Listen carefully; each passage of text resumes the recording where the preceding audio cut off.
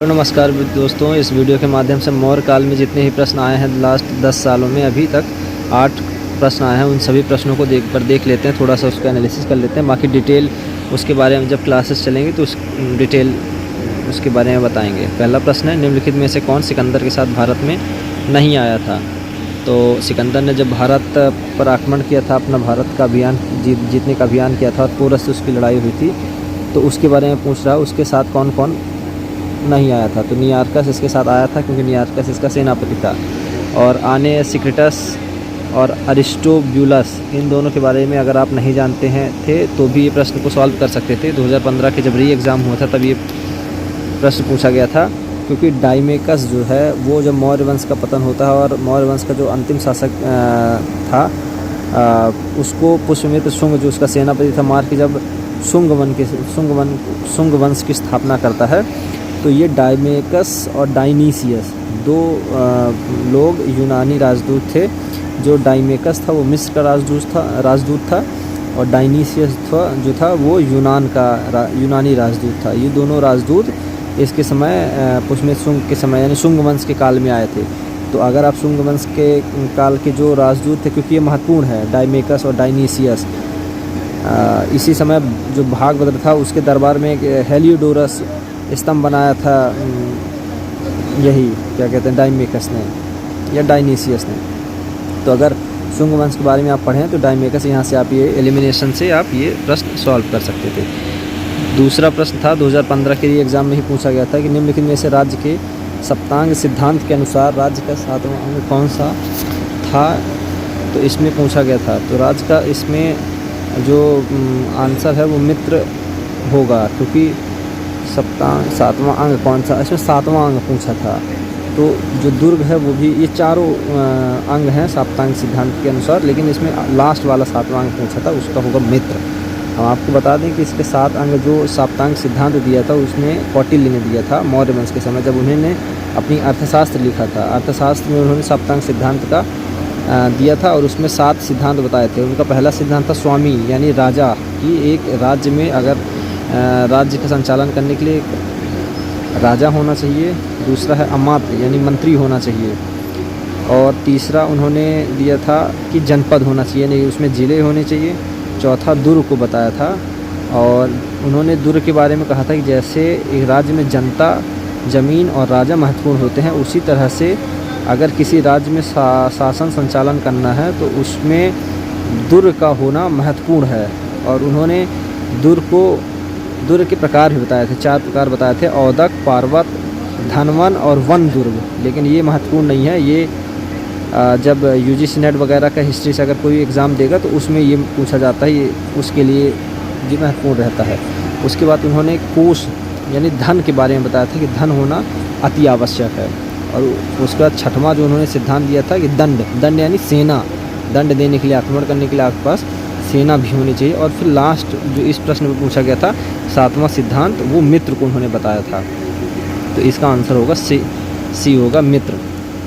फिर अगला प्रश्न है, निम्नलिखित अभिलेखों में से किसमें अशोक का नामोल्लेख हुआ था? तो इसका आंसर ए है गुर्जरा अभिलेख।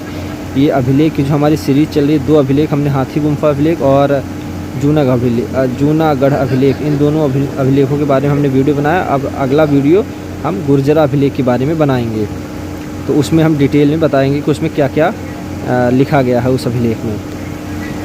फिर नेक्स्ट प्रश्न है, कलिंग युद्ध का विवरण हमें ज्ञात होता है। तो ये सभी जानते हैं, अगर कोई अशोक के बारे में पढ़ा है तो उसके 14 बृहद शिलालेख हैं, लगभग 30-35 उसके 33 हैं शायद शिलालेख पाए गए हैं अभी तक, जिसमें से 14 बृहद शिलालेख हैं। तो उसमें 13वें शिलालेख में कलिंग युद्ध का वर्णन है और उसके पश्चाताप का वर्णन है। उसके बाद वो धम्म की नीति अपना लेता है और युद्ध की नीति छोड़ देता है। तो ये 2016 के प्रश्न आया था, 2016 में पीसीएस में ही प्री में। फिर ये 17 में पूछा गया था, बराबर पहाड़ी की गुफाओं के विषय में निम्न में से कौन एक सही नहीं है? ऐसे पूछा है कि बराबर पहाड़ी पर कुल 4 गुफाएं हैं। बी है 3 गुफाओं की दीवार पर अशोक के अभिलेख उत्कीर्ण हैं। सी है ये अभिलेख इन गुफाओं को आजीविकाओं को समर्पित होने का उल्लेख करते हैं।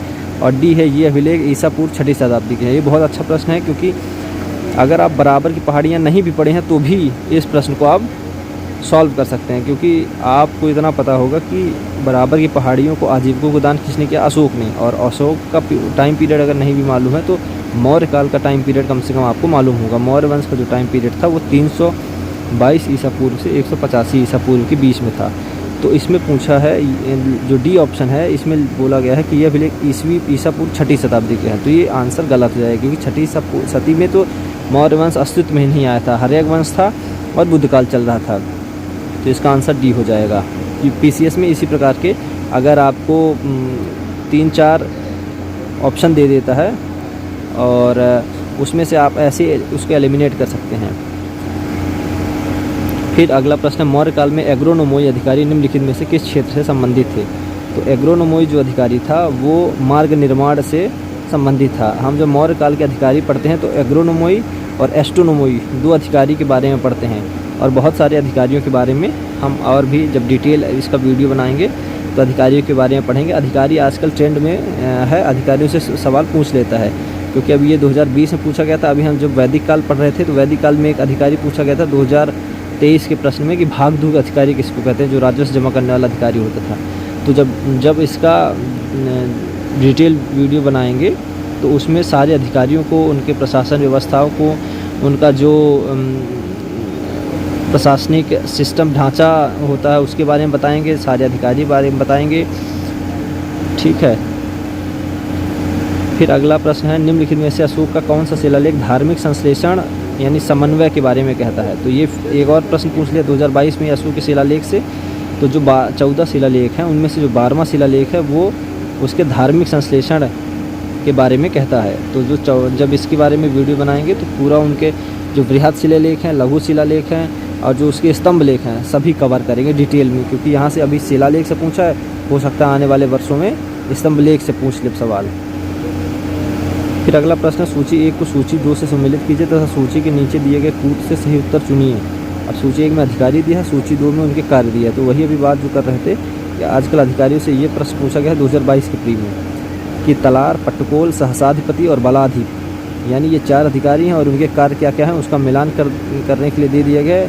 अब देखिए इस प्रश्न में कोई भी ऑप्शन ऐसा नहीं है जिसमें 2 हों, यानी आपको अगर एक भी पता है तो आप इसको सही कर सकते हैं।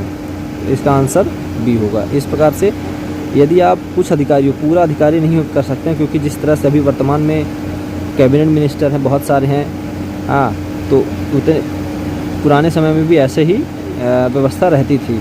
उसमें बहुत सारे कैबिनेट मिनिस्टर, स्टेट मिनिस्टर हुआ करते थे, तो उनकी संख्या बहुत हो जाती थी 50 की तादाद में। तो इन भाई 50 तो रटना अपने लिए संभव नहीं है, लेकिन उसमें से जो हम 10-15 महत्वपूर्ण इम्पोर्टेंट है, जैसे कैबिनेट मिनिस्टर की तरह जो बहुत अति महत्वपूर्ण है, उनको अगर याद कर लेंगे तो फिर एलिमिनेशन मेथड से ये इस तरह के सवाल छूट नहीं पाएंगे, बन जाएंगे।